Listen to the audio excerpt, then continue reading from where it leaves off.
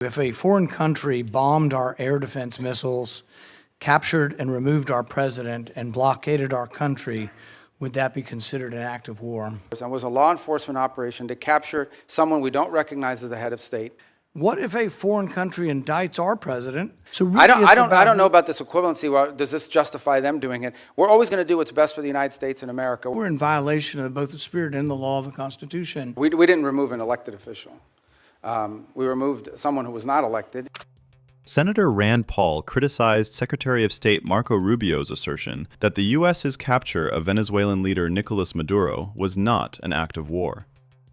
During testimony in front of the Senate Foreign Relations Committee, Rubio reiterated the Trump administration's position that the mission to capture Maduro and his wife, Cilia Flores, earlier this month, was a law enforcement operation. Our founders debated extensively over which branch of government should have the power to declare or initiate war. Virtually unanimously, they decided, and what was entered into the Constitution was that the declaration or initiation of war would be the power of Congress. Now, we have many advocates, many of whom are here today, who have been advocates for an expansive notion of presidential power. They often argue that wars are not really wars, that they're kinetic actions or drug busts. I think, though, if you reverse the circumstances, it becomes very difficult for these arguments to hold up. So I would ask you, if a foreign country bombed our air defense missiles, captured and removed our president, and blockaded our country, would that be considered an act of war? Well, I think your question is about and I will acknowledge you've been very consistent on all these points the entire career. So let me, no matter who's in charge. So I will point to two things. The first is it's hard for us to conceive that an operation that lasted about 4.5 hours and was a law enforcement operation to capture someone we don't recognize as the head of state, indicted in the United States, wanted with a $50 million bounty. My question would be, if it only took 4 hours to take our president, it's very short, nobody dies on the other side, nobody dies on our side, it's perfect. Would it be an act of war? We just don't believe that this operation comes anywhere close to the constitutional definition of war. But would it be an act of war if someone did it to us? Nobody dies, few casualties, they're in and out. Boom, it's a perfect military operation.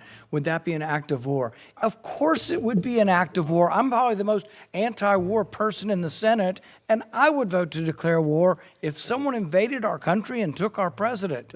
So I think we need to at least acknowledge this is a one-way argument. One-way arguments that don't rebound, that you can't apply to yourselves, that cannot be universally applicable are bad arguments. So my next question would be, let's say it's not a war. And we're just going to define it away and say it's not a war. That's one of the arguments. So it's a drug bust. What if a foreign country indicts our president for violating a foreign law? Should we extradite our president, or should we be okay if they come in and get him by force? Look, I think ultimately we're always going to act in our national interest. And so if somebody comes after our national interest, like the case you've described, which obviously does not exist at this time, but the case you've described, the U.S. always has the right to act in its national interest and to protect itself. So really I don't know about this equivalency. Well, does this justify them doing it? We're always going to do what's best for the United States and America. We're always going to protect our system.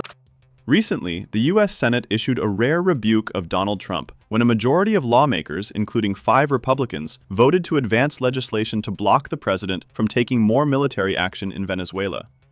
The Republican-controlled Senate voted 52-47 to advance the War Powers Resolution, which would stop the administration from carrying out further military strikes in Venezuela without authorization from Congress.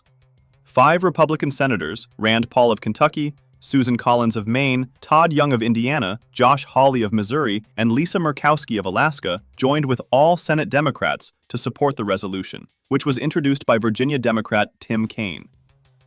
Later, 2 Republicans, Josh Hawley and Todd Young, flipped their votes following intense lobbying from Trump and the White House. Earlier, Senator Rand Paul said U.S. actions in Venezuela amount to war, warning the Trump administration is sidestepping Congress. Paul, a longtime non-interventionist who has repeatedly pushed to rein in presidential war powers, said he was glad a dictator was removed from power, but argued the circumstances surrounding the removal of Nicolás Maduro must be debated by Congress. U.S. forces captured the Venezuelan leader and his wife, Cilia Flores, following what the Trump administration described as large-scale military strikes targeting the Venezuelan government. The two are being held in New York. Paul rejected the administration's framing of the operation as law enforcement. The point isn't, and you're exactly right, we will act in our national interest and we should. So I'm not disagreeing with you at all.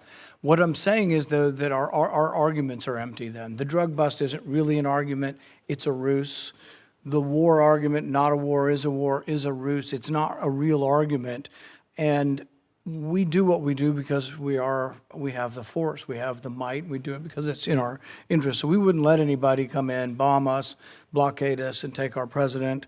We've had arguments about legitimate, illegitimate presidents, bad elections, rigged elections. So there's all kinds of same arguments that we've had in our country that they've had in Venezuela.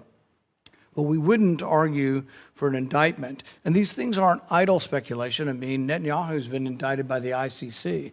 And one of the reasons I object to being part of the ICC, and I would say you and the administration probably agree, is we're not going to let any international council indict our president and arrest him somewhere on foreign soil. We're not going to do that. We actually, most of us probably object to indicting Netanyahu in that way as well. So I think the arguments are invalid. So we did get the legal opinion that Senator Kaine referred to, the OLC opinion, Office of Legal Counsel. And I think a lot of it's been released. Plus, they came to our caucus and talked most of the open about everything they had classified. So I will talk about at least one of the arguments. They say this war wasn't a constitutional war, therefore it doesn't rise to the constitutional notion of us declaring or having to initiate the war. It just doesn't rise. And one of their main arguments was not enough people died. And so there is some number that they aren't specific, but there is some number. I would assume, although I'm not positive, but the 50, 60,000 soldiers who died in Vietnam might be enough for them to call that a war. But here's the problem. It isn't the number, it's that it happens in retrospect. See, our founders gave us the power to initiate or declare war. They didn't give us other powers to execute the war. Those are left to the president. But if we have to wait to see how many people are killed, we have to wait, as they describe it, as the scope, nature, and extent. If we have to wait to see the scope, nature, and extent, the war has been going on for some time. It's hard to vote to initiate a war that's been going on. And we can say this war is over, but we're still blockading it, and we may go back in. But there are no clear answers. You know, we put 2,000, we leave 2,000 troops in. Are we going to call that war and initiate it? So the definition of war is very important. And I think we have to acknowledge the problems with our argument. Calling things kinetic action is a disservice to our soldiers.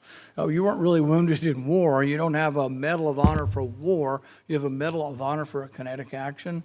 So I think let's call it what it is, and let's vote on these things. But I think we're in violation of both the spirit and the law of the Constitution by bombing a capital, blockading a country, and removing elected officials. And we certainly wouldn't tolerate it, nor would I if someone did it to us. Well, we didn't remove an elected official.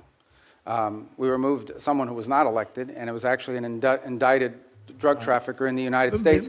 And their system... Our laws, indicted under our laws. Look, Bolsonaro says that Da Silva is not really the president of Brazil. Our president said Biden wasn't really the president. Hillary Clinton said in 2016 Trump wasn't the president. So you have these arguments, and I agree with you, it probably was, and most likely was, most assuredly was a bad election. He wasn't really elected. But at the same time, if that's our predicate, and you don't have to come to us because it's a drug bust, we're just removing somebody, you can see where it leads to, and it leads to chaos. And that's why we have rules like the Constitution, so we don't get so far out there that presidents can do whatever they want. It is this check and balance. And I would argue for 70 years we've been going the wrong way. It isn't just this president, but it's a debate that I think is worth having.